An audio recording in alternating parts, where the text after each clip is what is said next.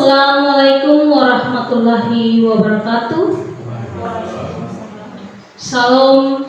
Patutlah kita mengucap syukur kepada Tuhan Sang Pemilik kehidupan, karena atas tuntunan penyertaannya kita semua boleh berkumpul di tempat ini. Untuk itu, mari yang pertama kita mendengar sambutan oleh Kepala Sekolah SMA Negeri Alor Kecil. Kepada Bapak disilahkan. Baik, terima kasih atas kesempatan yang diberikan. Assalamualaikum warahmatullahi wabarakatuh. Waalaikumsalam. Salam. Mari senantiasa kita panjatkan puji dan syukur kehadirat Allah Subhanahu wa taala, Allah yang Maha Pengasih lagi Maha Penyayang, yang sudah memberikan nikmat kekuatan, kesehatan, kesempatan sehingga pada pagi hari ini kita hadir bersama memenuhi undangan dari calon guru penggerak Angkatan 9 Kabupaten Alor, Bapak Budianto Tukang, terkait kegiatan penerapan budaya positif. Bapak Ibu guru yang saya hormati, tentu kegiatan ini adalah merupakan bagian dari proses terkait dengan calon guru penggerak, karena tentunya budaya positif ini pada dasarnya setiap hari kita laksanakan, tetapi ini dikuatkan lagi dengan perkembangan zaman, karena budaya positif ini sudah hampir punah lewat kaitan dengan penguatan pendidikan karakter yang selama ini kita sudah jalani, cuma kadang kita lupa. Sehingga dengan kegiatan ini calon guru bergerak akan memberikan pemahaman terkait dengan penerapan budaya positif untuk bagaimana kita memacu anak-anak kita untuk bersemangat dan melaksanakan hal-hal yang baik untuk kebutuhan pengembangan diri mereka, untuk masa depan mereka. Untuk itu saya harap kepada Bapak Ibu guru yang hari ini hadir di tempat ini, mari mengikuti dengan baik. Mungkin dalam penjelasan ada hal yang kurang jelas bisa ditanya, dan nanti dalam penerapan keseharian kita di sekolah ini bisa berjalan. Saya berpikir bahwa tentu kegiatan ini berjalan terus, nanti akan dia berimbas kepada kita semua, karena tentu di sini bukan hanya baru Pak Budi, tetapi ada guru-guru lain yang sudah mendahului, dan nanti ada calon-calon lain yang akan mengikuti kegiatan ini. Tentu ke depan kita semua ini adalah guru pembaharu, guru yang akan memberikan hal-hal positif, budaya positif di sekolah untuk pengembangan sekolah ini ke depan. Ini beberapa hal yang disampaikan, dan selamat mengikuti kegiatan sosialisasi ini, dan saya harapkan bisa kita aplikasikan dalam kehidupan kita sehari-hari di sekolah ini. Kurang lebih saya mohon maaf, saya akhiri. Assalamualaikum warahmatullahi wabarakatuh. Salam. Selamat siang. Baik, terima kasih kepada Bapak Kepala Sekolah yang telah memberikan sambutan kepada kita semua. Semoga sambutan membawa manfaat bagi kita semua. Selanjutnya mari kita mendengar penyampaian sosialisasi penerapan budaya positif oleh Bapak Budianto Tukang. Kepada Bapak disilahkan. Assalamualaikum warahmatullahi wabarakatuh. Salam Om Swastiastu, Namo Buddhaya, salam kebajikan, rahayu. Yang saya hormati Bapak Kepala SMA Negeri Alor Kecil, dan juga saya hormati rekan-rekan guru yang sudah hadir bersama saya untuk sama-sama melihat tentang sosialisasi penerapan budaya positif. Dan selanjutnya juga perlu saya sampaikan bahwa di kesempatan kali ini saya berdiri di depan teman-teman semua, bahwa bukan berarti saya mau menggurui, tetapi kita sama-sama belajar, terutama pada diri saya, terkait tentang makna kandungan apa saja yang ada di dalam budaya positif. Modul 1.4 tentang budaya positif dengan temanya menyebarkan pemahaman, pengalaman, penerapan budaya positif. Nah, sebagai pengantar Bapak Ibu, bahwa di dalam dunia pendidikan, khususnya sebagai seorang guru, tentunya memiliki atau bahkan membuat sebuah tindakan dengan bentuk rencana ataupun dengan secara spontan terhadap siswa, dengan tujuannya bahwa mungkin menginginkan siswa harus seperti begini, bahkan seperti begininya itu mungkin dalam jangka waktu yang mungkin 1 bulan, 1 tahun, 5 tahun, atau 10 tahun. Tapi tentunya perlu kita garisbawahi bahwa sebagai seorang guru harus mengidamkan seorang siswa yang ketika menjadi alumni itu memiliki prestasi yang berkembang sepanjang dia hidup di dunia. Nah, ini menjadi sebuah harapan bagi seorang guru. Nah, pada kesempatan kali ini adalah terkait tentang budaya positif.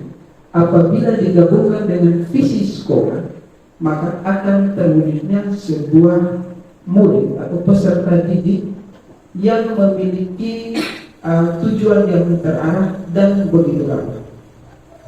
Nah, ini adalah sebuah pengantar bahwa budaya positif ini sangat penting untuk seorang guru mengaplikasikan atau melakukan terhadap penerapan di dalam lingkungan sekolah.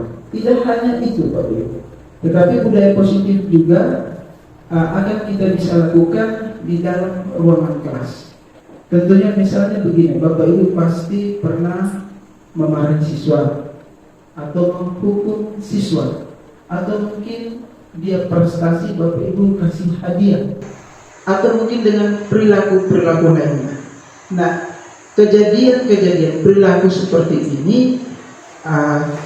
akan saya sampaikan bagaimana selesai nanti Bapak Ibu bisa menarik sebuah kesimpulan. Oh, perilaku seperti apa yang harus saya ubah, perilaku apa yang harus saya atur, perilaku apa yang harus saya pertahankan untuk memberikan pengembangan kepada peserta didik lebih bebas dan merdeka untuk mengajar cita-cita. Itu sebuah dasar pemikiran dari Bapak Ki Hajar Dewantara. Apalagi pada kurikulum merdeka ini, bahwa budaya positif itu sangat melekat dengan kurikulum merdeka. Maka itu sangat urgent dan penting untuk Bapak Ibu saya undang untuk hadir mengikuti sebuah sosialisasi.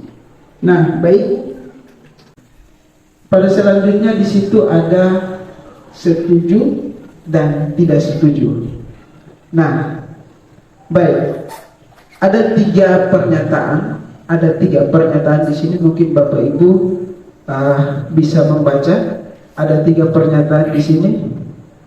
Sebentar Bapak Ibu masing-masing bisa mengeluarkan pendapat berdasarkan pengalaman yang mungkin sudah Bapak Ibu lalui, ataupun mungkin menemukan dalam sebuah referensi. Nah, 3 pernyataan ini, satu, yang pertama adalah hukuman dapat mendisiplinkan anak. Nah, kira-kira Bapak Ibu setuju atau tidak? Nah, kemudian yang kedua, nomor yang kedua adalah pemberian hukuman dengan hal positif, seperti membaca, seperti membersihkan halaman sekolah, atau mungkin membersihkan WC, atau itu dapat meningkatkan disiplin murid. Nah, kemudian yang ketiga adalah memberi penghargaan dapat meningkatkan motivasi belajar siswa. Nah, 3 pernyataan ini saya minta mungkin Bapak Ibu guru bisa memberikan alasan apakah setuju atau tidak. Dan kalau misalkan setuju, Bapak Ibu bisa memberikan alasannya ataupun tidak setuju, Bapak Ibu juga harus memberikan alasan. Baik, terima kasih atas kesempatan yang diberikan. Jadi di sini kita belajar tentang bagaimana anak ke depan itu punya behavior atau sikap yang positif ke depan. Jadi tentu sebagai guru kita sering menghadapi di lapangan anak itu bersifat nakal ataupun mungkin usil. Jadi banyak contoh kasus yang kita hadapi. Mungkin juga kita sering memberikan hukuman yang tentunya ketika kita memberikan hukuman itu mempunyai dampak positif. Tetapi kalau saya mau berbicara tentang pengalaman, ketika dulu kita sekolah, masa kita pendidikan itu bersifat keras, sehingga ada rasa jerah atau takut dari anak-anak. Itu membuat anak itu seakan-akan menganggap guru itu sama dengan siswa. Apakah pendidikan ini yang kita harapkan? Dan bahkan banyak kasus di Indonesia ketika penerapan pendidikan yang mengikuti aturan, adanya HAM dan sebagainya, hanya anak-anak itu banyak yang memukul guru, bahkan sampai membunuh. Dan persoalannya, ketika di sekolah, misalnya ketika kita memberikan hukuman, misalnya misalkan halaman sekolah, saya, apakah pola pendidikan yang seperti saya bahas tadi, ilustrasinya harus sedikit terasa, tapi ada nama terbaik, atau dengan pola yang sekarang kita mengikuti, tetapi banyak hal yang dilakukan anak terhadap guru, mungkin seperti itu. Ya, terima kasih. Assalamualaikum. Baik, terima kasih atas kesempatan diberikan. Berkaitan dengan setuju atau tidak setuju terhadap sanksi yang diberikan terhadap siswa yang mungkin di sini kategori dia melakukan pelanggaran atau melakukan pelanggaran disiplin sekolah. Yang pertama, untuk pada poin yang pertama, itu hukuman dapat mendisiplinkan anak. Ini menurut saya tidak setuju. Apalagi hukuman yang diberikan itu berupa pukulan atau membuat siswa itu malu. Karena kita ketahui bahwa anak kita di SMA itu mereka sudah dewasa, sehingga hukuman-hukuman itu seperti hukuman-hukuman yang mungkin yang dengan hal positif lah. Pada poin kedua ini saya setuju, ya. Seperti memberikan hukuman dengan membaca untuk membersihkan halaman sekolah.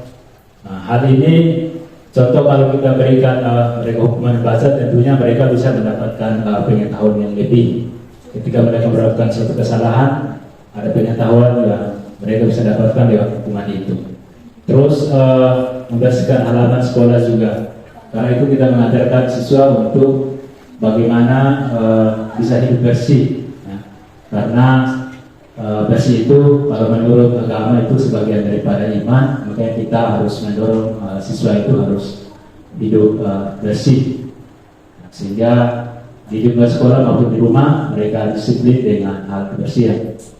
Terus berkaitan dengan poin ketiga ini juga saya sepakat, ya, saya setuju, karena di sini memberikan penghargaan dapat meningkatkan motivasi belajar anak ini saya rasa perlu sekali. Karena ketika siswa mendapatkan prestasi atau menjawab suatu soal dengan benar, maka kita harus memberikan penghargaan, ya, sehingga menambah motivasi mereka untuk lebih giat untuk belajar atau mereka lebih memperbanyak prestasi. Gitu. Itu dari saya kemarin. Ya, baik. Terima kasih atas sebuah tanggapan pendapat dari Pak Muhajir. Nah, pada poin selanjutnya kita akan membahas tentang kandungan yang ada di dalam budaya positif. Nah, di sini ada konsep utama modul budaya positif. Yang pertama itu adalah perubahan paradigma belajar, dan yang kedua adalah disiplin positif, yang ketiga kebutuhan dasar manusia, dan yang keempat motivasi perilaku manusia, yang kelima posisi kontrol, dan yang keenam keyakinan kelas dan segitiga restitusi. Nah, Bapak Ibu, ini adalah bagian-bagian poin 1 sampai 6 ini merupakan bagian-bagian yang ada terkandung di dalam budaya positif. Nah, perlu kita sama-sama melihat tentang teori atau ilmu yang terkandung dari poin per poin dari nomor 1 sampai 6 ini. Nah, ini ada sebuah kegiatan terkait tentang perubahan paradigma, kegiatan kepalan tangan. Nah, Bapak Ibu, kegiatan kepalan tangan ini sudah ada kalimatnya di mana ada A dan B, Anda dan teman Anda. Nah, sobeklah secari kertas kecil, tuliskan benda atau sesuatu yang sangat berharga untuk Anda. Letakkan di salah satu tangan Anda dan genggam benda sesuatu tersebut dengan segala daya. Buatlah sebuah kepalan tangan. Artinya apa? Bahwa Bapak Ibu bisa menggenggam sesuatu yang sangat berharga dan itu merupakan milik Bapak Ibu. Nah, kemudian yang berikut adalah teman Anda, teman Bapak Ibu akan mencoba dengan sekuat tenaga dengan berbagai cara untuk meminta Anda memberikan benda tersebut. B.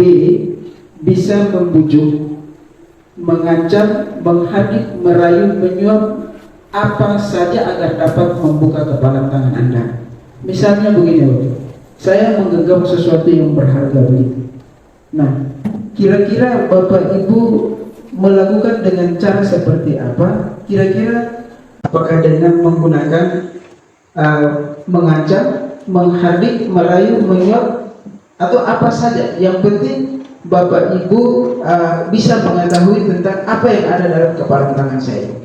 Nah, pada kegiatan cerita singkat ini menunjukkan bahwa apapun yang Bapak Ibu miliki, apapun yang Bapak Ibu miliki yang begitu sangat berharga, untuk dapat diketahui teman Anda, maka tergantung diri Anda masing-masing melalui motivasi intrinsik. Apapun, kalau dalam bentuk ancaman atau merayu, menyuap, kalau Bapak Ibu kalau punya pendirian tetap tidak membuka kepalan tangan ini, itu tidak akan berpengaruh kepada orang lain terhadap Bapak.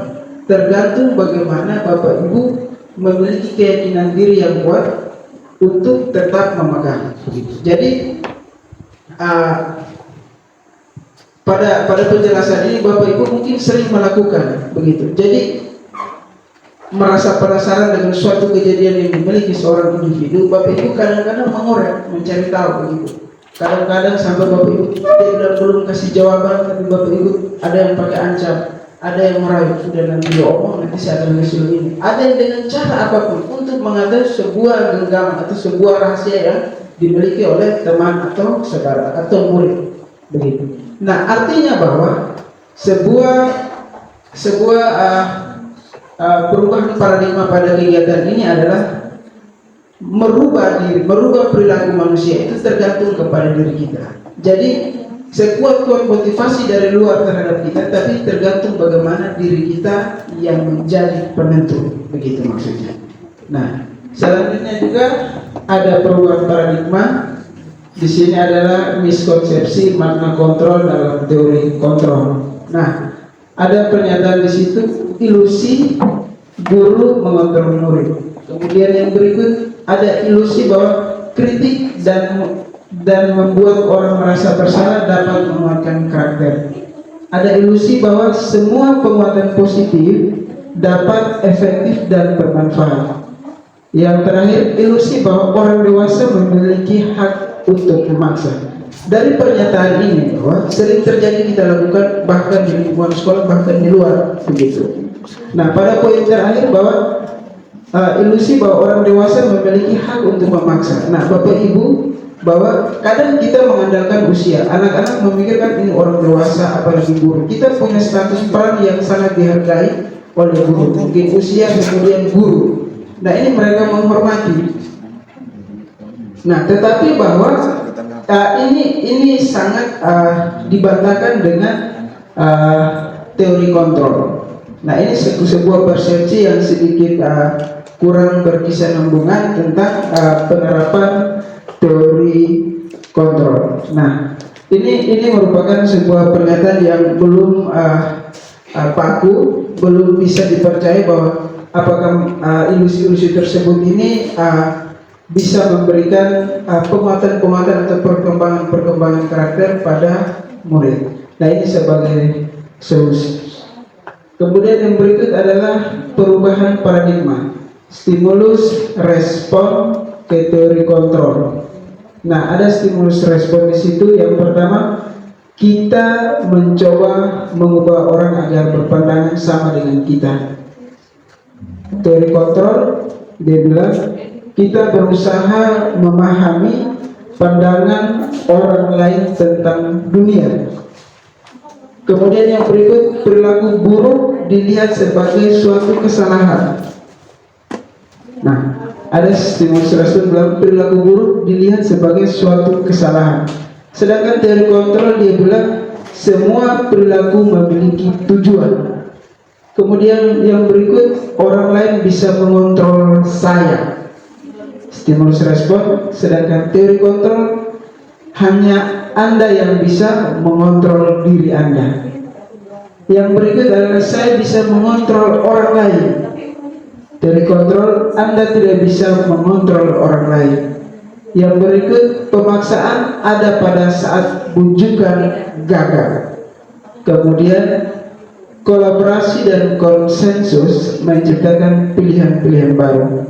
Kemudian yang berikut, modal berpikir menang kalah, dan teori kontrol modal berpikir menang-menang. Pernyataan tersebut mungkin Bapak Ibu pernah melakukan sebuah tindakan, tetapi bukan dibantah, tetapi bahwa ada pemahaman baru dari penerapan praktek, penerapan perilaku dari teori kontrol. Misalnya begini Bapak Ibu. Nah, perilaku buruk dilihat sebagai suatu kesalahan, sedangkan teori kontrol semua perilaku memiliki tujuan. Bapak Ibu, kalau anak-anak tidak catat, mungkin sering kita pernah merasakan anak-anak sering bolos, atau mungkin Bapak Ibu yang keburu mungkin pulang terlebih dahulu atau datang terlambat, itu bahwa secara rahasia bahwa Bapak Ibu punya tujuan-tujuan tersendiri.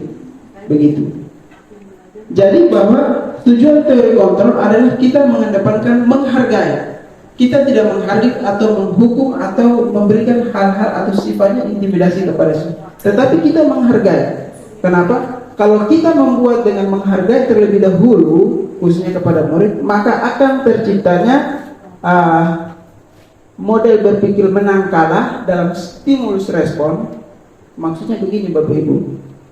Baik sudah, itu siswa saya kemarin dong masalah saya datang, sudah. Artinya dia ikut saya punya mau. Tetapi Bapak Ibu harus telusuri, apakah siswa itu tertekan, apakah Bapak Ibu menghukum dia, baru dia mengalah dan dia mengaku dan sebagainya. Nah itu tidak dibolehkan dalam teori kontrol. Kenapa? Teori kontrol menganjurkan bahwa modal berpikir menang-menang. Siswa, kita menyelesaikan masalah dengan siswa bahwa siswanya bahagia, tidak rasa benci dengan kita juga senang. Nah itu harapan dari teori kontrol. Jadi Bapak Ibu kalau marah siswa sampai siswa takut dan mengalah, tapi Bapak Ibu tinjau selanjutnya bahwa itu akan mempengaruhi karakternya. Mungkin dia akan benci. Bapak, saya salah Bapak Guru, saya lari keliling hormat bendera begini. Akhirnya sudah saya kembali ke itu dibantahkan dengan teori kontrol. Artinya bahwa inti dari teori kontrol adalah menang, gurunya senang, muridnya senang, tapi masalahnya selesai. Begitu. Jadi kita menyelesaikan dengan mengedepankan menghargai terhadap orang lain.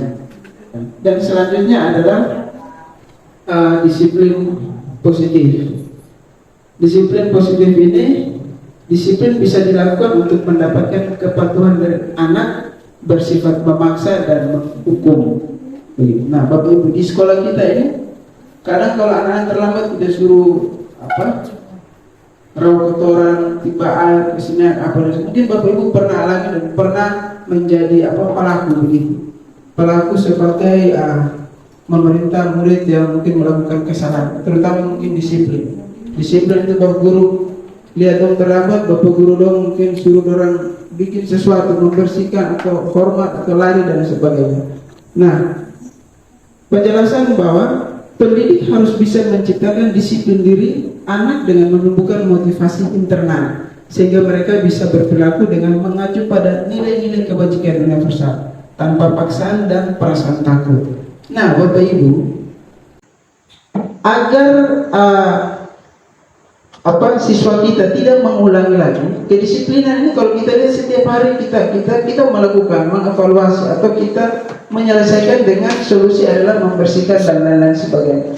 Tetapi pada penjelasan ini bahwa pendidik harus bisa menciptakan disiplin diri anak dengan menumbuhkan motivasi internal sehingga mereka bisa berperilaku dengan mengacu pada nilai-nilai kebajikan universal. Nilai-nilai kebajikan universal itu adalah jujur, tanggung jawab. Nah, Bapak Ibu kalau menyuruh mereka, menghukum mereka tuh, apakah ada memberikan sebuah arahan yang mengacu pada nilai-nilai kebajikan atau tidak? Dan kemudian nilai-nilai kebajikan itu harus melekat. Jadi orang datang piket hari Senin tapi duduk. Nah, ini menunjukkan bahwa nilai-nilai kebajikan universal tidak ditanam dengan baik. Jadi kadang orang datang hari Senin biasa saja, orang tidak mau. Ada yang pura-pura terlambat, biasa saja. Ini karena siswa tersebut tidak dilakukan oleh guru dalam menanamkan nilai-nilai kebajikan universal.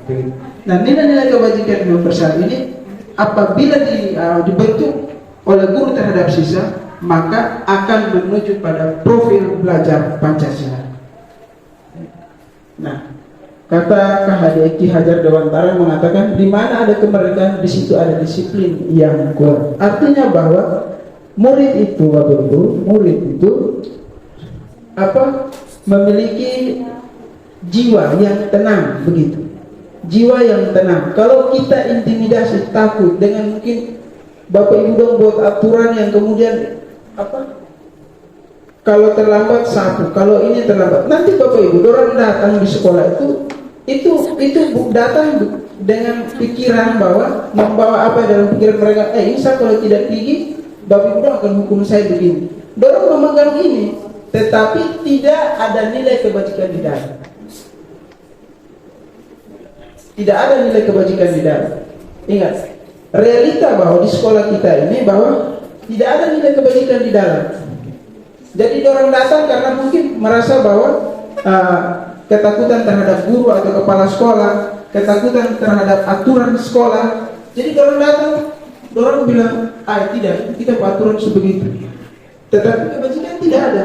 Nah, ini tugas pendidik atau seorang guru untuk menanam nilai-nilai kebajikan universal. Ini tugas pendidik atau seorang guru untuk menanam nilai-nilai kebajikan universal terhadap siswa dengan cara pendekatan terhadap siswa yang begitu lembut, begitu. Kemudian selanjutnya, ada disiplin positif.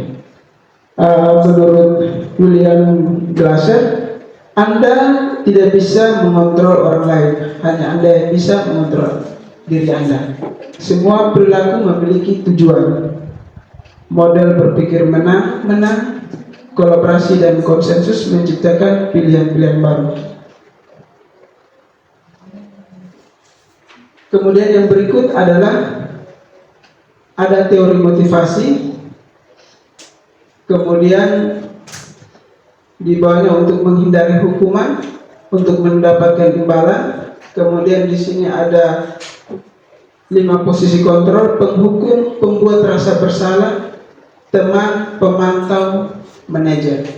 5 kebutuhan dasar manusia: bertahan hidup, penguasaan, kasih sayang dan rasa diterima, kesenangan, kebebasan. Nah, Bapak Ibu, menurut William Glasser, sebuah teori yang sudah ditulis dalam slide ini bahwa sebagai guru itu harus memahami tentang ada poin-poin inti di mana kita memberikan motivasi, kemudian menggunakan posisi kontrol, dan ini terpenting adalah 5 kebutuhan dasar manusia. Nah, Bapak Ibu, saya umpamakan begini, Bapak Ibu.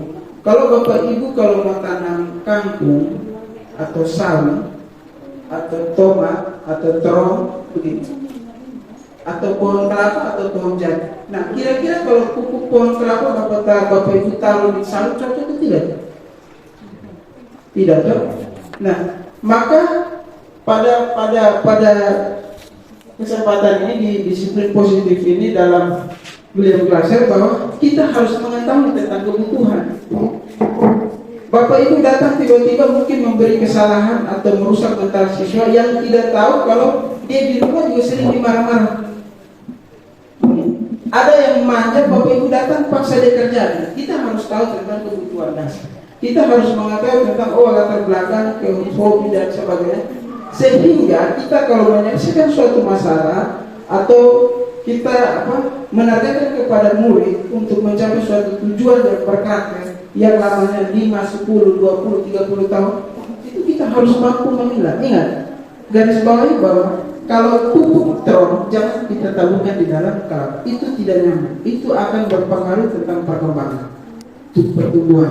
Jadi Bapak Ibu harus hati-hati bahwa kalau ini orang jagung ya seharus pakai pupuk jagung, jangan pakai pupuk kelapa, begitu. Jadi guru harus artinya bahwa kalau saya kirim di dalam ruangan kelas bahwa Bapak Ibu akan tahu lah di dalam kelas itu ada kecerdasan anak seperti apa, ada yang harus dengar musik baru baca buku masuk, ada yang mau belajar di luar, ada yang kurikulum mereka menuntut kita seperti itu. Nah, untuk meningkatkan sebuah prestasi kepada siswa, Bapak Ibu harus mampu memilah kebutuhan-kebutuhan belajar, keinginan-keinginan peserta didik agar semuanya capai. Ada yang Bapak Ibu guru terangkan, dia tidak ada catatan, tapi dia bisa menjawab. Jadi banyak keragaman yang kita sama-sama hadapi, itu merupakan perbedaan cara berpikir. Nah, pada budaya positif tentu akan memberikan solusi bagi saya dan kita semua. Dan selanjutnya adalah nilai-nilai kebajikan universal. Nilai-nilai kebajikan adalah sifat-sifat positif manusia yang merupakan tujuan mulia yang ingin dicapai setiap individu. Nilai-nilai tersebut bersifat universal dan lintas bahasa, suku bangsa, agama maupun latar belakang. Selanjutnya, setiap perilaku perbuatan memiliki suatu tujuan. Dengan mengaitkan nilai-nilai kebajikan yang diyakini seseorang, maka motivasi intrinsik akan terbangun sehingga menggerakkan motivasi dari dalam untuk dapat mencapai tujuan mulia yang diinginkan. Bapak Ibu dong kalau lihat siswa orang itu kalau bolos kadang Bapak Ibu dong langsung pakai hukum saja, pakai teriak begitu. Tapi sebenarnya bahwa menurut beliau bahwa sebuah tindakan baik atau buruk itu mereka punya tujuan. Ada yang mau mencuri sebenarnya dia punya tujuan ada yang mau bolos dia punya tujuan ada. Nah, pada kesempatan ini di bagian nilai kebajikan artinya bahwa apabila Bapak Ibu menemukan masalah tersebut, maka harus menyelesaikan dengan nilai-nilai kebajikan universal, harus ditanam dalam diri. Ada tanggung jawab, ada jujur, integritas, sopan santun, loyalitas. Itu Bapak Ibu guru harus membentuk karakter melalui tentang nilai-nilai kebajikan universal. Kalau sudah terbentuk, kalau sudah ada di dalam diri, maka orang datang itu berdasarkan motivasi intrinsik. Jadi dorong, besok matematika jadi dia terlambat dia pukul orang, harus pergi. Nah ini salah. Ini sangat bertentangan pada budaya positif bahwa siswa tersebut tidak memiliki nilai-nilai kebajikan universal. Tetapi kalau anak tersebut, matematika ini bagus, saya mau tes polisi jadi matematika saya mau masuk di undangan. Ini saya harus belajar terlambat nih, saya rugi. Nah ini menunjukkan bahwa loyalitas diri ada. Nah itu berarti bahwa nilai-nilai kebajikan universal sudah ada di dalamnya. Mungkin kejadian ini Bapak Ibu pernah alami. Mungkin Bapak Ibu pernah memberikan motivasi dari orang luar untuk Bapak Ibu bangkit. Itu bukan penerapan tentang nilai kebajikan universal, tetapi misalkan bangun dari diri merupakan nilai-nilai kebajikan universal. Dan selanjutnya ada pembelajaran dengan paradigma baru. Nah baik Bapak Ibu,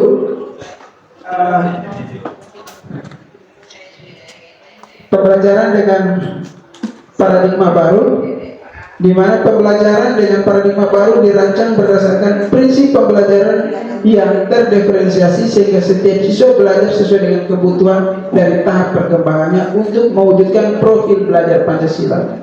Nah, hati-hati ini sebuah pernyataan, sebuah penjelasan bahwa Bapak Ibu kalau sudah tahu bahwa daya tangkap anak murid begini, ini lemah, ini kuat, ini begini, tetapi Bapak Ibu menggunakan satu cara begitu.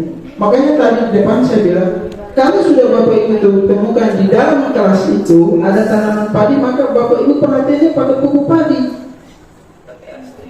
Jangankan pembelajaran, menyelesaikan sebuah kasus itu ada caranya dalam penerapan budaya positif. Nah, kemudian yang berikut lagi adalah pembelajaran berdiferensiasi. Pembelajaran berdiferensiasi ini bahwa itu akan kita temukan di saat mungkin kalau sudah ganti kurikulum merdeka. Nah, hal-hal ini kalau sudah kita indahkan, kita sudah buat, maka di situ terwujudnya profil belajar Pancasila. Artinya bahwa apabila ini sudah diwujudkan, maka murid tersebut akan ada bahwa profil belajar Pancasila yang tertanam menjadi karakter di dalam dirinya, di mana ada beriman, kemudian berkebinekaan global, mandiri, bergotong royong, kreatif dan bernalar kritis. Nah, menciptakan murid seperti ini butuh proses yang panjang, bahwa kita tidak semesta-mesta bahwa model pembelajaran ini bahwa saya tahu semua siswa di kelas ini sudah kecerdasan yang sama. Oh, tidak. Bahwa penjelasan di pembelajaran dengan paradigma baru ini berdiferensiasi ini bahwa yang pertama adalah Bapak Ibu harus tahu tentang cara berpikir siswa, cara berpikir murid. Tentunya berbeda. Kesukaan, hobi, ingin belajar itu berbeda, harus Bapak Ibu tahu. Sehingga cara untuk membuat siswa itu paham materi, walaupun tindakannya Bapak Ibu menggunakan hanya mengerjakan makalah, tapi dia juga akan tahu dengan tindakan yang Bapak Ibu hanya menjelaskan, begitu. Jadi dalam ilmu matematika bahwa kalau Bapak Ibu masuk di dalam sebuah ruangan kelas sudah temukan perbedaan. Jadi ada 5 orang ini Bapak Ibu targetnya angka 10. Bapak Ibu harus prosesnya melalui 5 tambah 5, 10. Sedangkan yang 5 ini Bapak Ibu harus menyelesaikan bagaimana sampai angka 10. Bapak Ibu melakukan dengan tindakan 7 tambah 3. Nah, 7 tambah 3 itu kan 10. Jadi perbedaan 7 tambah 3, 5 tambah 5, 8 tambah 2, tapi hasilnya 10. Bentuk tindakan proses pembelajaran atau penyelesaian masalah yang berbeda, tetapi target tujuan atau harapan kita sebagai seorang guru adalah sama. Nah, menjadi profil belajar Pancasila. Baik, selanjutnya adalah motivasi perilaku manusia. Bapak Ibu, coba berikan pendapat dulu. Mungkin Pak Muajib bisa memberikan pendapat dulu. Apa itu motivasi, Bapak? Bisa memberikan pendapatnya.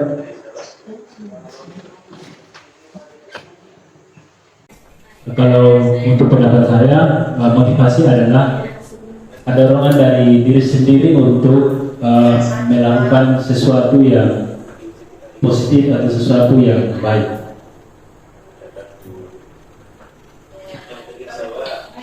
Ya, mungkin ada yang lain.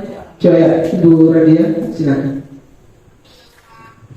Mau melengkapi jawaban dari Bapak Haji, mungkin motivasi itu dorongan baik dari dalam diri maupun dari luar. Jadi dari dalam intrinsik, dari luar ekstrinsik yang membuat kita jadi terdorong melakukan sesuatu.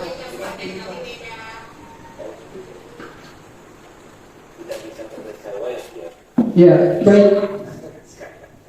Pak Misran bisa memberikan pendapatnya terkait tentang bagaimana itu motivasi menurut Bapak. Ya. Baik, terima kasih. Jadi sebenarnya motivasi itu suatu tindakan yang datangnya dari diri sendiri maupun dari luar seperti tindakan ataupun eksternal seperti dijelaskan oleh pendahulu.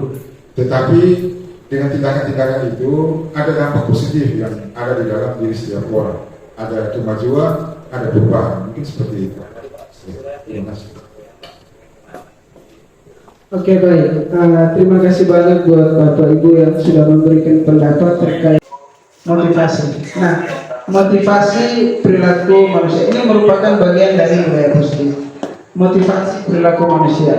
Nah, penjelasannya, motivasi merupakan dorongan yang timbul pada diri seseorang secara sadar atau tidak sadar untuk melakukan sesuatu tindakan dengan tujuan tertentu. Nah, Bapak Ibu, bahwa motivasi itu sebenarnya dari diri, dari dalam diri, begitu. Ini penjelasannya bahwa bagaimana Bapak Ibu mau mencapai sesuatu itu lebih kuat, lebih hebat itu bahwa motivasi dalam diri itu menjadi penentu. Jadi kalau secara hadirnya motivasi dari luar bisa saja, tetapi bagaimana selanjutnya individu atau murid atau kita sebagai satu-satunya seorang manusia itu harus bagaimana membangun motivasi dari dalam diri untuk mencapai sebuah tujuan. Nah, penjelasan di sini ada yang pertama adalah menghindari ketidaknyamanan dalam hukuman. Nah, murid melakukan disiplin diri karena ia takut dihukum. Ini merupakan motivasi ekstrinsik. Nah, tadi di depan Bapak Ibu.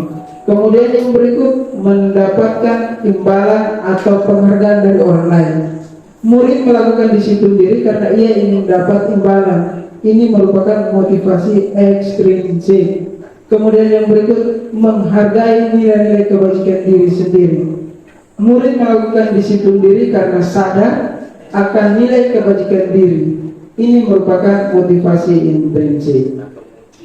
Murid melakukan disiplin diri karena ia takut dihukum. Nah, biasa hari Senin kalau Bapak Ibu kebiasaan-kebiasaan yang terlambat Bapak Ibu orang memberikan hukuman, itu nanti minggu depan kalau hari Senin, nanti di dalam pikiran mereka itu ini sangat terlambat bahaya.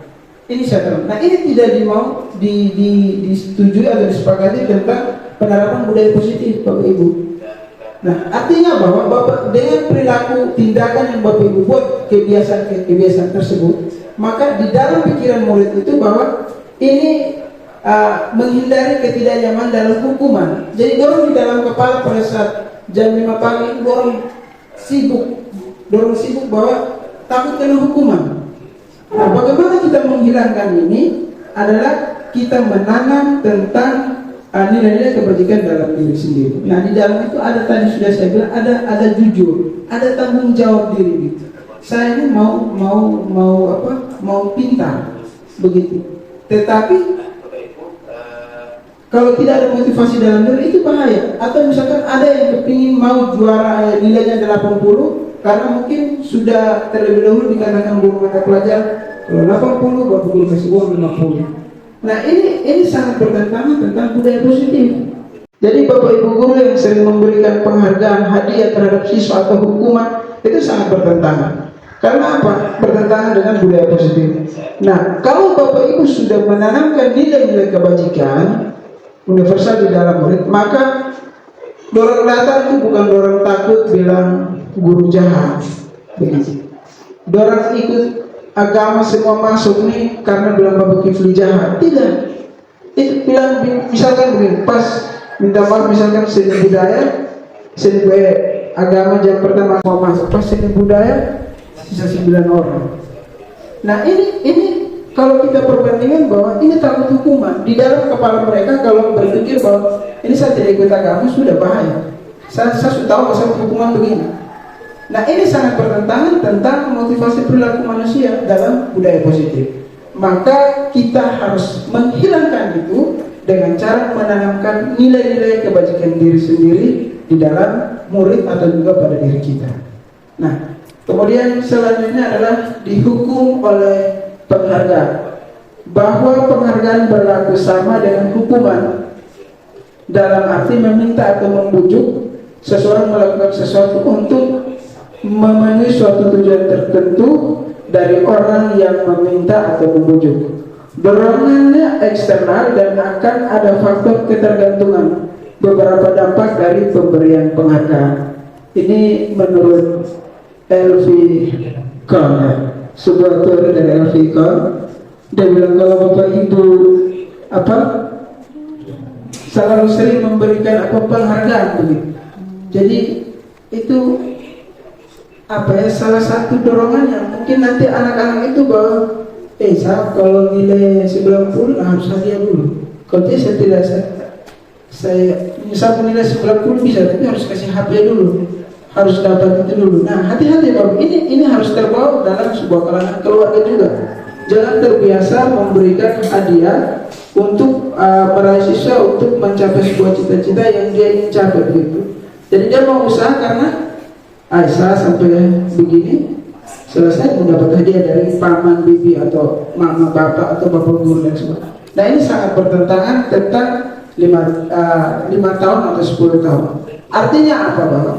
Kalau Bapak Ibu menerapkan perilaku ini, bahwa itu tidak berlangsung lama, anak akan berpengaruh. Itu pikirannya tidak ada motivasi intrinsik dalam diri. Artinya sudah terbiasa. Kalau dia mau hebat, dia harus ada motivasi, ada imbalan yang harus dia kasih dulu baru dia mau hebat dulu. Nah, ini berpengaruh. Itu tidak bertentangan tentang profil belajar Pancasila. Mandirinya tidak ada.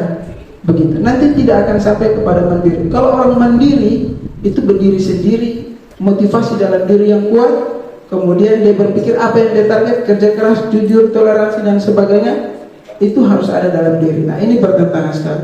Kemudian yang berikut adalah pengaruh jangka pendek dan jangka panjang. Penghargaan menghukum, penghargaan mengurangi ketepatan, penghargaan merusak hubungan. Penghargaan juga menurunkan kualitas, penghargaan tidak efektif, penghargaan mematikan kreativitas, penghargaan mengurangi motivasi intrinsik. Ini dari LVK bahwa ada sedikit bertentangan pada penjelasan di samping ini, bahwa jangan kita sering-sering memberikan penghargaan. Itu sangat berbahaya sekali.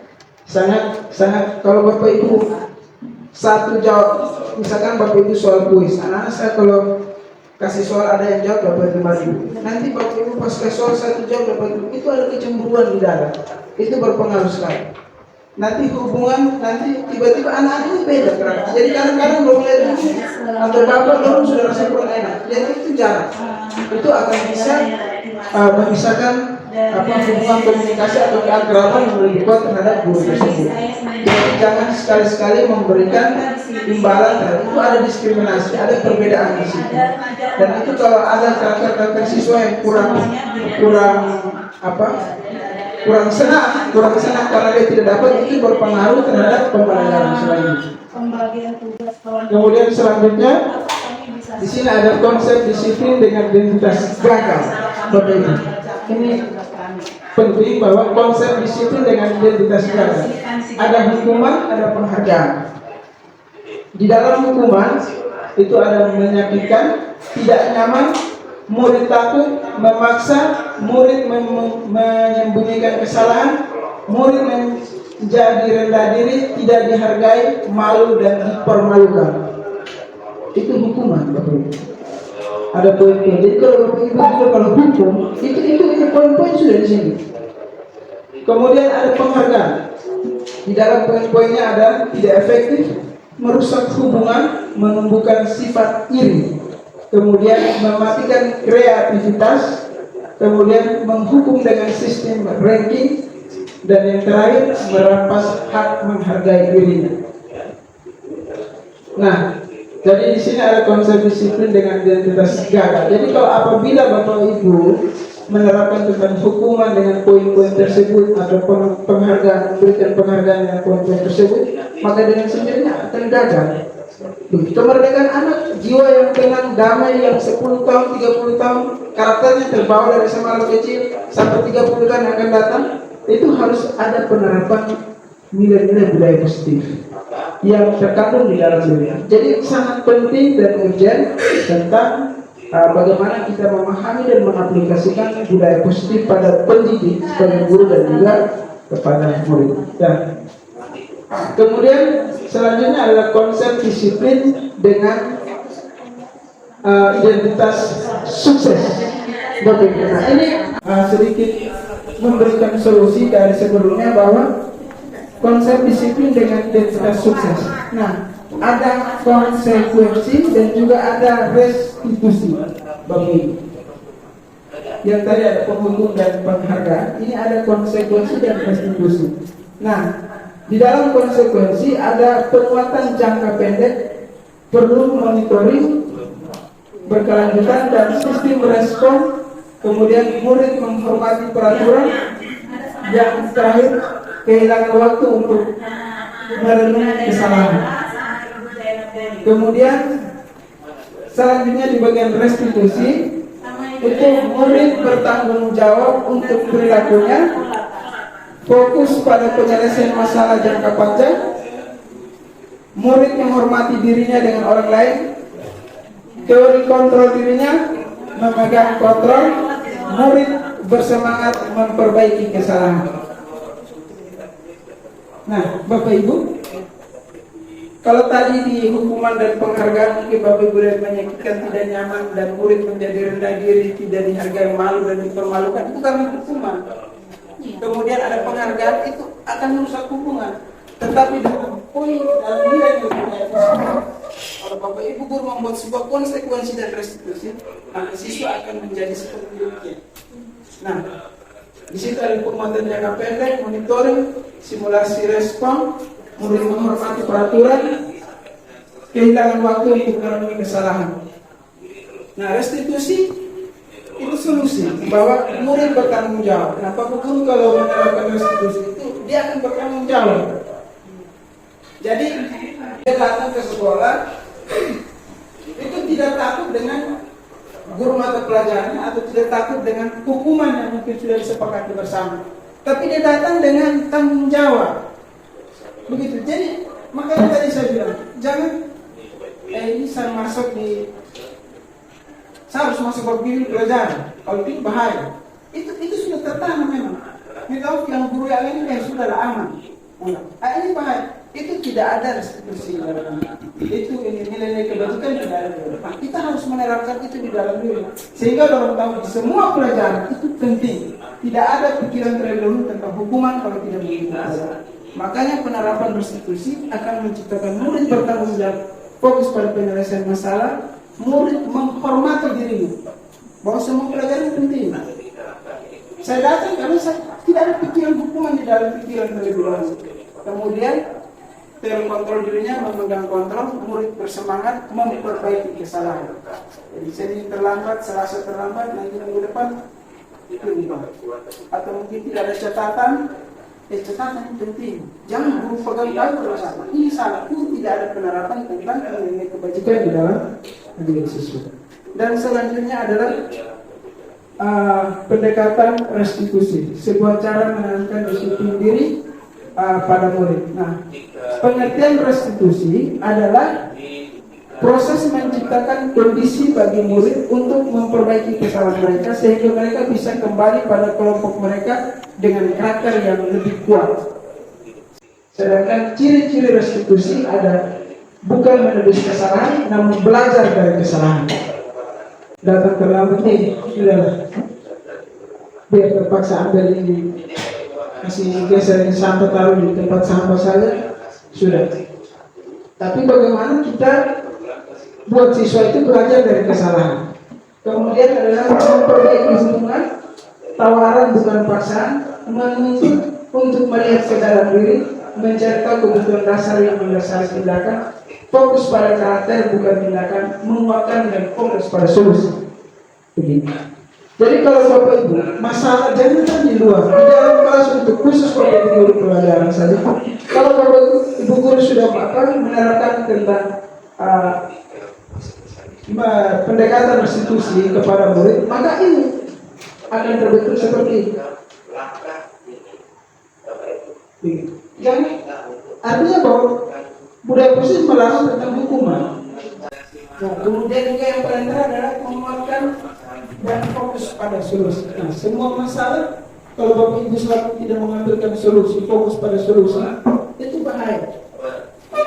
Begitu. Misalnya mungkin ada satu siswa pada saat itu mungkin Bapak Ibu punya jam, datang terlambat. Ada yang datang lebih. Kenapa terlambat? Pasti malam mengete. atau mau main game online. Nah ini sangat kurang apa? Sependapat tentang penerapan tentang pendekatan restitusi. Nah, kalau pendekatan restitusi Bapak Ibu, itu kita menggunakan pikiran-pikiran yang tenang dan kemudian menganggap murid kita itu sebagai teman. Begitu. Jangan sebagai orang yang kita benci begitu. Nah, sudah benci lebih tinggi di dalam diri kita sebagai teman untuk menyelesaikan masalah, maka itu tidak akan ada solusi di dalam pikiran. Tetapi kalau kita datang menghargai dia terlebih dahulu terhadap murid, walaupun itu dia membuat kesalahan, maka akan menciptakan solusi. Jadi anak merasa dihargai dulu. Tapi kalau Bapak Ibu datang, kamu sini, ini terganggu. Tapi coba datang pelan-pelan, kenapa? Nah ini kembali kepada Bapak Ibu dengan cara musik. Tetapi penekanan tentang pendekatan restitusi kepada pendidik harus mengkonsumsi dan menerapkan di dalam diri terhadap siswa. Kemudian selanjutnya adalah ada perbedaan. Contoh kasus seorang siswa tidak melaksanakan kegiatan harian, ada hukuman. Guru menghukum siswa tersebut dengan hormat bendera. Guru marah dan murid menjadi takut, malu dan dendam. Konsekuensi, guru memberi konsekuensi untuk menyiram tanaman, membersihkan WC. Guru tegas dan siswa menghormati peraturan. Restitusi, guru menanyakan keyakinan kelas dirinya dan membantu siswa menyelesaikan masalahnya. Kemudian guru terbuka dan siswa menghormati dirinya dan orang lain. Nah, Bapak Ibu, ini tiga poin dari hukuman, kemudian konsekuensi, dan kemudian restitusi. Artinya apa loh? Dari hukuman dan konsekuensi Bapak Ibu harus pindah ke restitusi. Nah, tujuan dari budaya positif ini adalah kita menyelesaikan berbagai macam problem, masalah terhadap. Jadi pendekatan restitusi, guru menanyakan kayak gitu. Jadi kalau siswa datang coba menghargai, artinya sini dulu, duduk dulu, janjian dulu capek. Nah ini Bapak Ibu coba buktikan. Kenapa terlambat? Pasti termarah punya teman game. Jadi nanti kan ada yang begitu. Nanti Bapak Ibu akan pakai dengan ini buat perbandingan. Nanti menghormati dirinya dan nanti orang akan menghormati Bapak Ibu dan juga kita juga akan menghormati. Kita sudah menghormati guru, sudah menghormati. Kalau Bapak Ibu itu kerja, itu dorong. Saya yakin mendorong dalam hati akan ngomong yang tidak baik-baik kepada guru tersebut. Nah, maka ini solusi restitusi guru menanyakan keyakinan kelas. Nah, keyakinan kelas ini penting Bapak Ibu. Kemudian selanjutnya adalah keyakinan kelas. Mengapa keyakinan kelas dan bukan peraturan kelas? Bagian bawahnya ada peraturan tentang berhenti jika traffic light berwarna merah. Kemudian yang berikut peraturan tentang menggunakan masker dan mencuci tangan. Ada peraturan tentang harus datang tepat waktu. Ini menunjukkan peraturan. Dan sering-sering Bapak Ibu membuat konsekuensi jika kalau datang terlambat cuci WC, angkat sampah, angkat batu, angkat apa. Ini. Nah jadi nanti siswa itu dia datang cepat karena ini.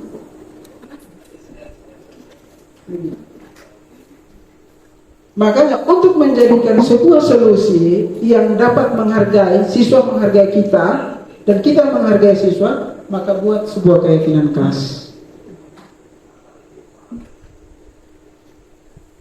Kegiatan membuat keyakinan kelas untuk mendukung motivasi intrinsit kembali ke nilai-nilai keyakinan-keyakinan lebih menggerakkan seseorang dibandingkan mengikuti serangkaian peraturan. Nah, Bapak Ibu, kalau keyakinan kelas itu begini Bapak Ibu. Misalkan Bapak Ibu masuk di kelas, buat keyakinannya begini. Setelah selesai pelajaran, saya harus bertanya.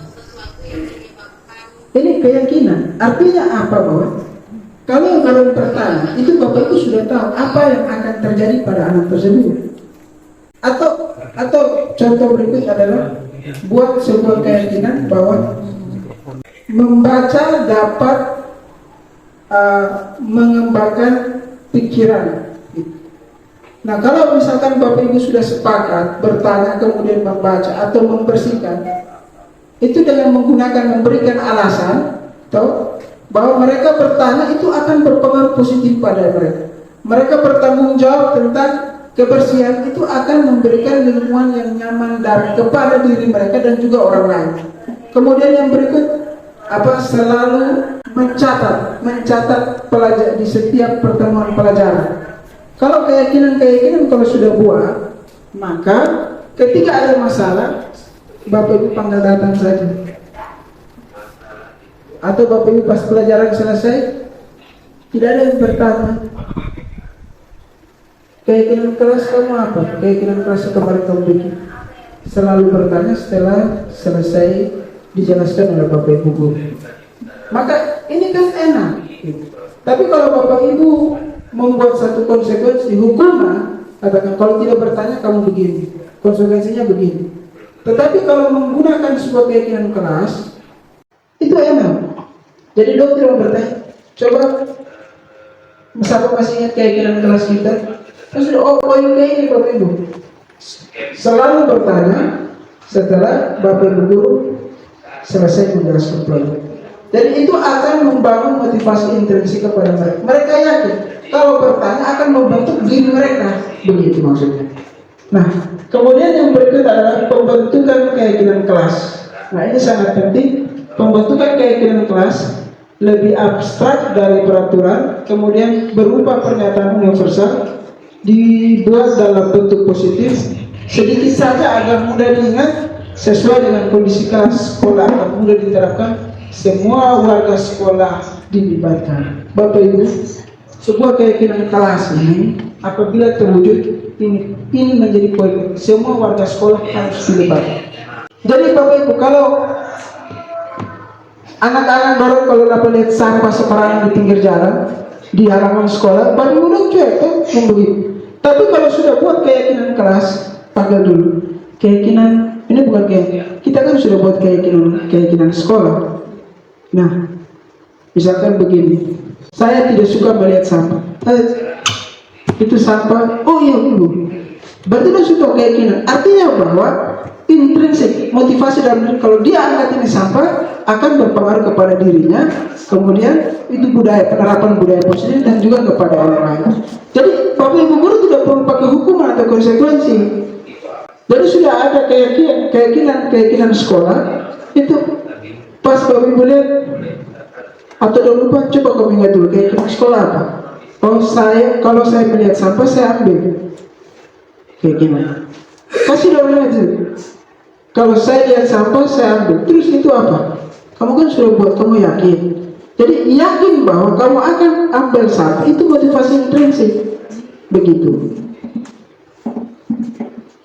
Kemudian yang berikut adalah kebutuhan dasar manusia. Nah, kebutuhan dasar manusia ini ada bertahan hidup, kasih sayang, kebebasan, kesenangan, dan kekuasaan. Murid itu ini, kita harus paham.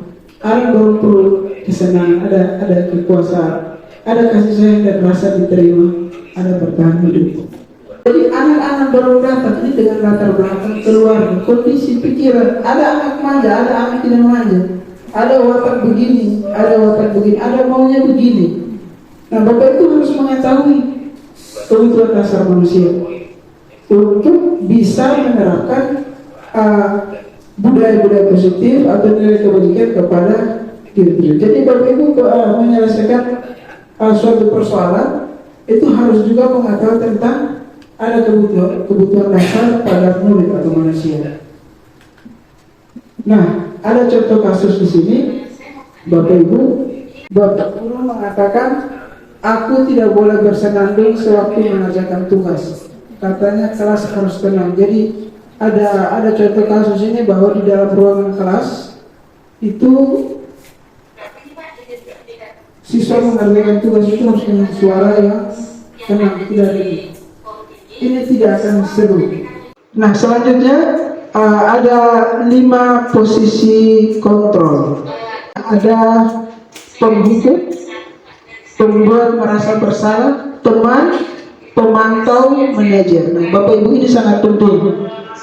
Ini sangat 5 posisi kontrol ini harus dikonsumsi atau harus dimiliki oleh setiap guru untuk bagaimana melakukan penyelesaian masalah Bapak Ibu.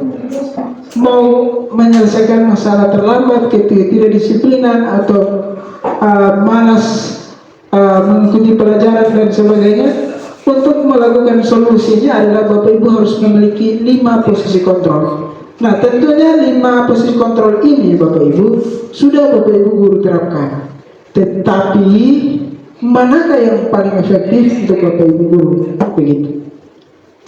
Apalagi kondisi kita, anak-anak kita sekarang ini, jangan kita samakan di tahun 2000. Begitu. Jangan kita samakan di 19 berapa begitu, yang mungkin masa-masanya Pak Misran, masa-masanya Pak Kifli, masa-masanya Bapak Kepala Sekolah. Itu pendidikan, cara berpikir anak itu sudah beda.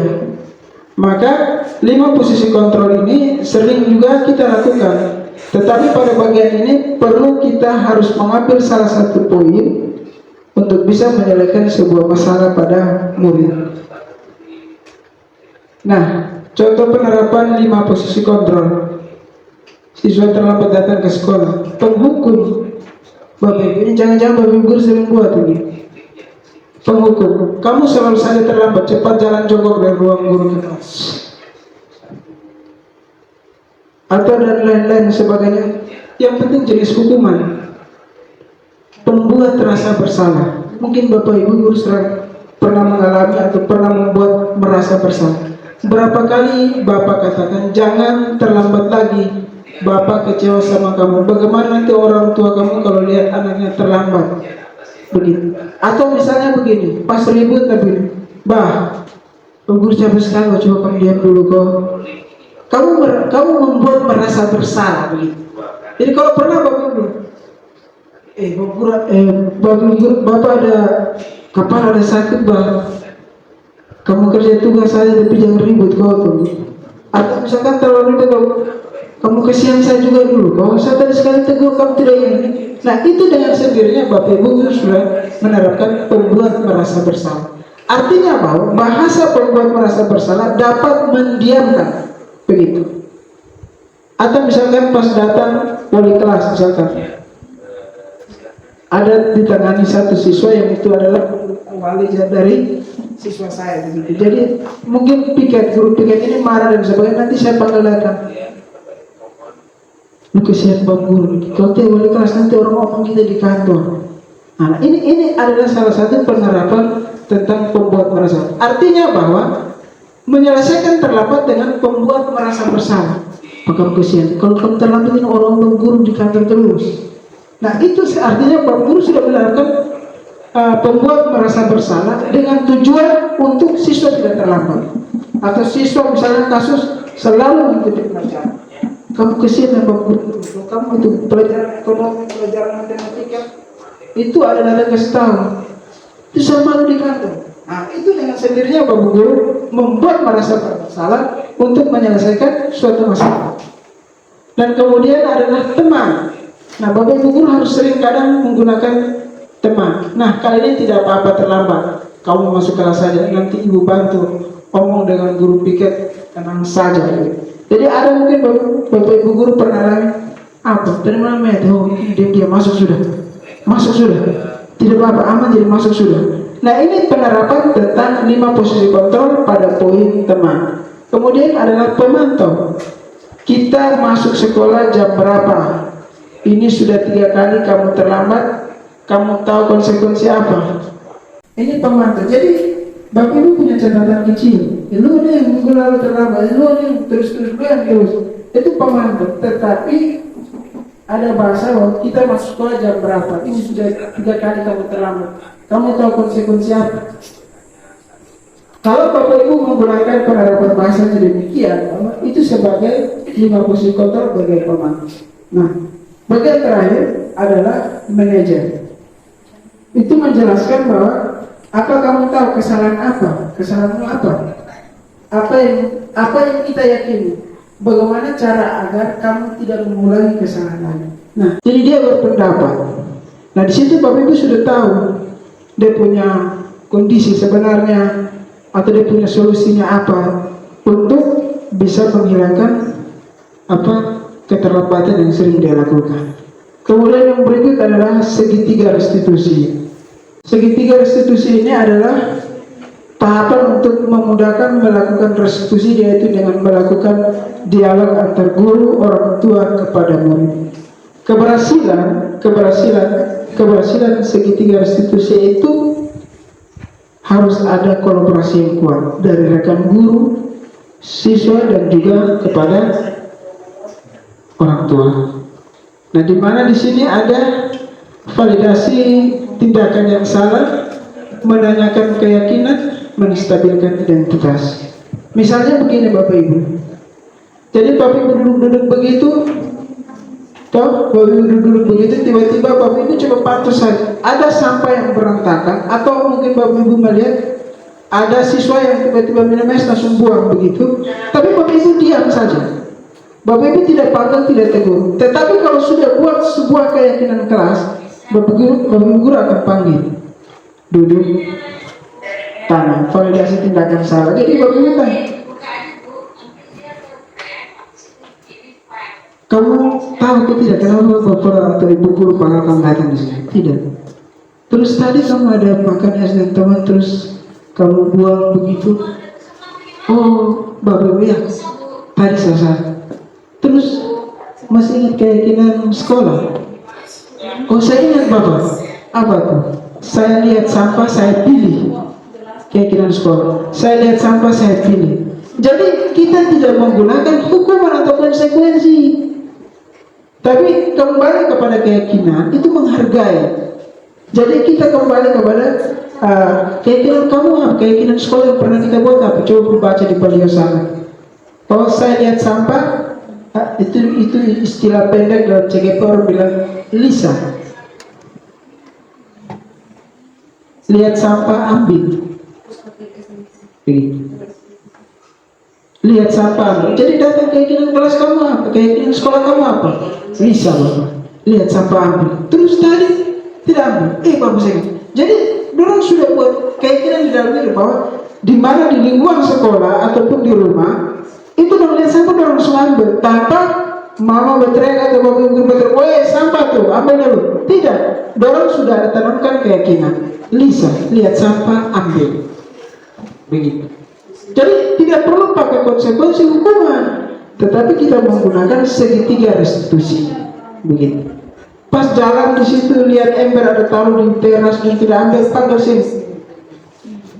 Kamu tahu kenapa guru panggil tidak? Begitu. Tadi kamu lewat di situ ada apa yang ada taruh. Begitu. Coba kamu ingat kamu keyakinan sekolahmu. Lisa Bapak, lihat sampah, ambil. Terus kamu sudah lupa.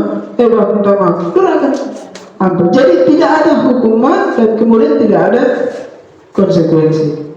Nah, selanjutnya ada bagian penerapan atau tahapan segitiga restitusi. Di situ adalah menstabilkan identitas untuk membuat anak merasa gagal karena berbuat salah menjadi positif terhadap dirinya. Validasi kebutuhan, membantu murid mengenali basic kebutuhan dasar yang ingin dipenuhi ketika melakukan kesalahan itu. Kemudian yang berikut, menanyakan keyakinan. Anak melihat kesalahannya dihubungkan dengan norma sosial dan nilai-nilai yang mendasari manusia berinteraksi dengan orang lain. Nah, Bapak Ibu, pentingnya sebuah penerapan 5 posisi kontrol dan kemudian nilai-nilai kewajiban universal serta segitiga restitusi di dalam diri kita. Nah, untuk menyelesaikan sebuah persoalan yang kita hadapi di dalam dunia pendidikan khususnya di lingkungan sekolah ini, maka ada poin-poin terpenting yang harus kita ambil di dalam budaya positif untuk kita pakai atau kita gunakan dalam lingkungan sekolah. Nah, Selanjutnya Ki Hajar Dewantara berpesan bahwa ingarso suntulodo ing Madia Mangunkarso tutwuri handayani. Nah, di depan memberikan disiplin, di tengah memberikan ide atau gagasan, dan di belakang memberikan motivasi atau dorongan-dorongan yang kuat.